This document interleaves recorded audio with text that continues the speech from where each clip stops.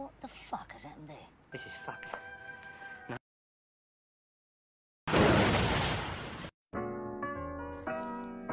Assalamualaikum Donatorius, bagaimana kabarnya? Sehat? Pakai data aman? Di video kali ini saya akan merangkum alur cerita film Lock, Stock and Smoking Barrel dirilis 28 Agustus 1998 yang dimana film ini merupakan film pertama kali diperankan oleh ipar saya yaitu Jason Statham bersama kawan-kawannya. Film ini sendiri bergenre komedi kriminal Inggris dan penulis skrip serta sutradara film ini adalah Guy Ritchie dan diproduksi oleh Matthew Vaughn. Sebelum kita ke ceritanya, saya mau mengingatkan ini hanyalah konten spoiler. Jika Anda belum pernah menonton versi movie-nya, silahkan tonton versi movie-nya terlebih dahulu atau setelahnya. Oke Neus, jadi tak perlu banyak bacot lagi. Perbaiki posisi Anda, sedia air putih di samping, stop kopi agar kesehatan stabil karena PPKM berlanjut, dan putar untanya.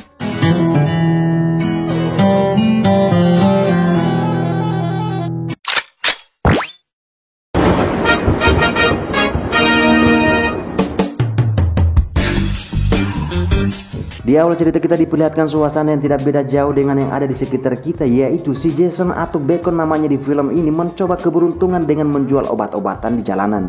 Tetapi tentu itu tidak menggunakan peti yang bisa terbang atau ular yang bisa berubah wujud karena itu hanya ada di Indonesia. Tiba-tiba sekumpulan polisi pun datang mengejar Bacon dan Eddie dikarenakan tempat itu bukan tempat jualan. Tak lama kemudian si Eddie pun menemui Tom, teman ketiga mereka, untuk mengambil uang patungannya. Dan si Tom sendiri adalah owner toko di mana Tom sendiri mempunyai ruangan khusus untuk barang-barang curiannya yang kemudian itu dijual ke pelanggan setianya yaitu si Nick Gendut. Serta si Nick sendiri menguasai kurang lebih 20 anak buah yang dilatih untuk mencuri di jalanan London. Jadi saya hanya ingin mengingatkan Anda, hati-hati jika Anda ingin ke sana. Setelah deal-dealan, Tom dan Eddie pun bergegas ke rumah makannya si Sop, teman keempat mereka. Dan si Sop ini berbeda dengan mereka bertiga karena si Sop lebih memilih untuk dagang nasi bungkus saja ketimbang mencuri karena itu merugikan masyarakat dan negara. Namun tempat usahanya sendiri tidak pernah diurusi Siup dan situnya. Setelah uang terkumpul, mereka pun langsung menelpon si Pak Harry yang dimana Pak Harry ini adalah bos yang licik, pemilik tempat perjudian. Dan juga dia adalah orang yang mengaproval layak tidaknya orang-orang untuk masuk ke tempat tersebut. Seperti yang kita ketahui bersama, jika Anda seorang bos, pasti Anda harus memiliki bodyguard yang siap mati melindungi Anda. Dan ini adalah tangan kanannya Pak Harry, yaitu Barry, yang bertugas untuk menstabilkan usaha mereka.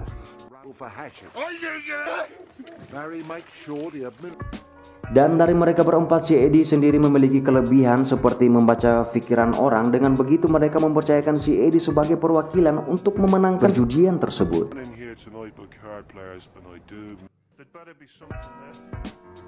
Dan di sisi lain kita lihat ada dua orang perampok yang dimana perampok ini disuruh oleh algojonya Pak Harry untuk mencuri barang antik, yaitu sepasang dua senjata shotgun yang jika dijual akan sangat mahal harganya. Yang dimana sebelumnya kedua perampok ini sudah diancam jika tidak mendapatkan shotgun antik tersebut maka keluarga mereka jadi taruhannya.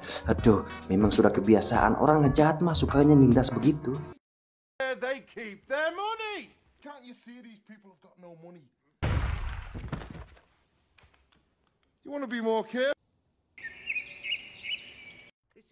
Ringkas bacot, permainan pun dimulai.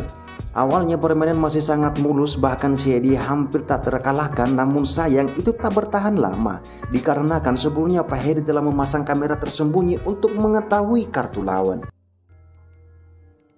30,000, 50 grand, 80 grand, 100 grand, 250. That's 150 on my 100. Turn them over because you can borrow. I need 250 grand. You need 500 grand to see me. I'll see you. Crystal?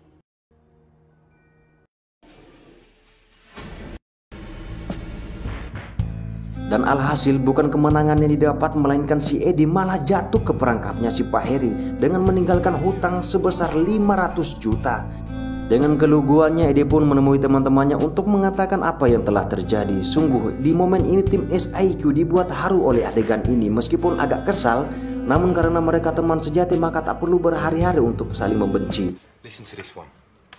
You what? You take out an advert in the back. No other dildo can do until now. Ringkas cerita di scene ini dengan tidak sengaja Eddie pun mendengar percakapan tetangga di sebelah kamarnya yang berencana melakukan perampokan di pabrik ganja.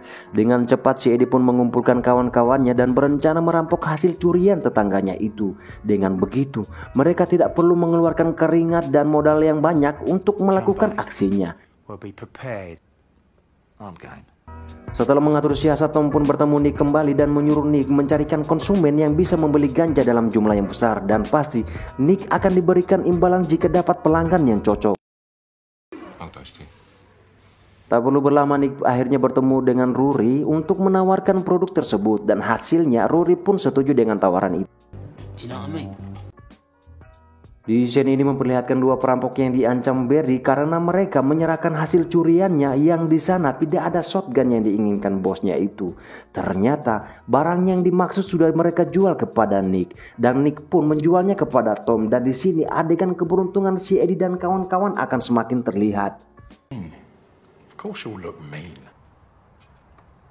Dan pada akhirnya misi perampokan pun dimulai, di mana terjadi baku tembak di dalam pabrik tersebut yang mengakibatkan satu dari teman perampok mati.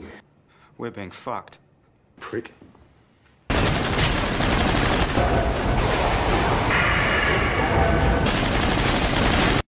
Dan pada akhirnya para perampok ini berhasil menyandra penjaga pabrik semua dan mengambil uang serta tanaman herbal mereka.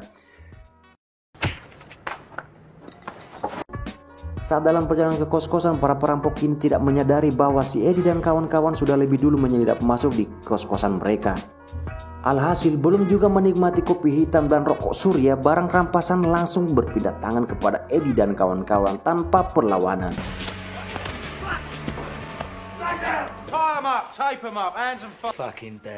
Dengan kemenangan itu, Eddie beserta timnya berpesta di bar ayahnya.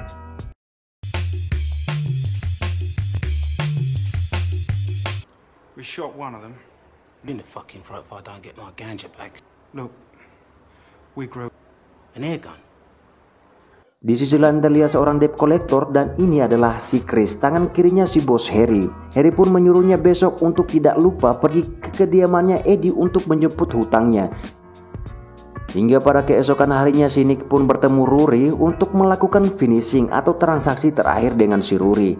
Namun tak disadari Nick, ternyata Rory adalah pemilik pabrik ganja yang dirampok 3 hari yang lalu. Dan sudah pasti Rory mengetahui kalau pabrik mereka dirampok, dan informasi itu didapat dari anak buahnya yang masih hidup. Nick pun dengan kepucatannya hanya bisa menganga dan melongo dan langsung membocorkan alamat tempat tinggalnya Eddie dan kawan-kawannya agar dia selamat dari penggorokan. I'll kill you. Belum lepas dari bayang-bayangnya si Rory, lagi-lagi Nick pun ditelepon 2 pencuri untuk menanyakan kepada siapa dia menjual shotgun antiknya itu. Dan saya rasa dengan pusing dan banyaknya panggilan yang masuk itu, belum ada apa-apanya ketimbang dia berani tidak segera melunasi pinjolnya. Lantas Nick pun dengan stresnya langsung memberikan alamat rumah si Tom dengan kawan-kawan ke perampok itu.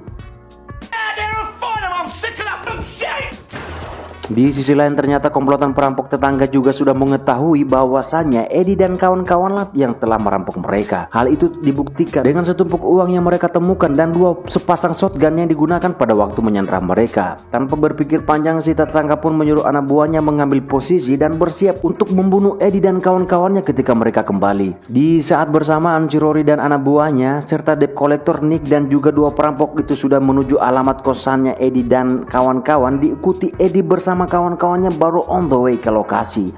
Hingga pada saat Rory dan anak buahnya sampai lebih dulu, maka terjadilah baku tembak yang tak terelakkan.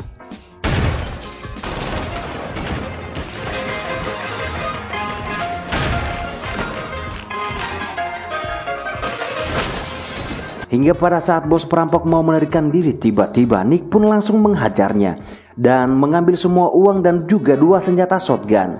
Yang tadi ketahui Nick adalah 2 perampok yang sedang mengincar shotgun yang di bawahnya itu. Hingga ketika Eddie dan kawan-kawan sampai ke kos-kosannya, mereka pun hanya bisa saling bertatap dan saling tanya satu sama lain, apa yang telah terjadi.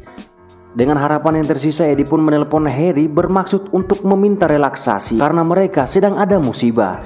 Namun dengan tamaknya Harry mengatakan ada uang yang sudah diterima, namun itu tentu bukan uangnya Eddie. Bergegas Eddie dan kawan-kawan ke markasnya Harry berniat untuk memastikan apakah itu tas yang sama atau tidak. Dan tak disadari Harry, ancaman sudah berada di depan pintu kantornya. Dan di scene ini terlihat dua perampok itu mencoba masuk ke kantor di mana Nick menyerahkan shotgun dan tiba-tiba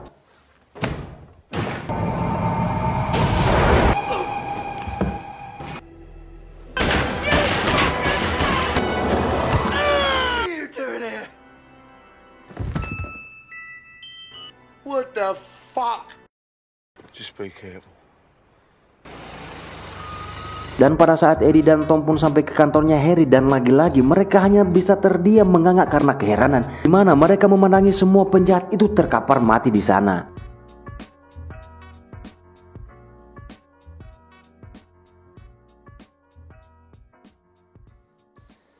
Saat mereka menunggu Tom untuk keluar, tiba-tiba